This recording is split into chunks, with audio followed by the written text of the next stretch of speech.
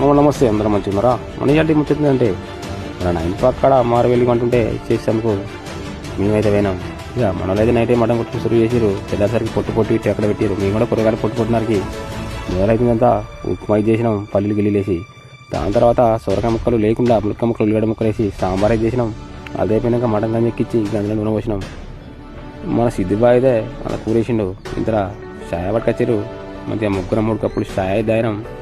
అది అయిపోయాక మన సిద్ధిబాయ్ గంటతో ఒక ఆట ఆడుకున్నాడు. ఇందులో కూర కూడా అయింది. దించి కింద అయితే పెట్టిర్రు. ఇంతలో నేనైతే బగారా డేక్స్ ఎక్కించిన. మనోళ్ళైతే చల్లగా స్ప్రైట్ పట్టుకొచ్చి తాగురని మంచిగా 4 గ్లాసులు తాగి మనోళ్ళైతే బియ్యం కడుక్కోరని మనోళ్ళైతే బియ్యం కొలుసుకొని మంచిగా కడుక్కున్నారు. నేనైతే 70 కిలోల బగారా వేసిన, 30 కిలోల బగారా ఇంకో దాన్ని వేసిన, 30 కిలోల వైట్ రైస్ వేసిన. బగారా అయితే గిరగిర తిరిగిన.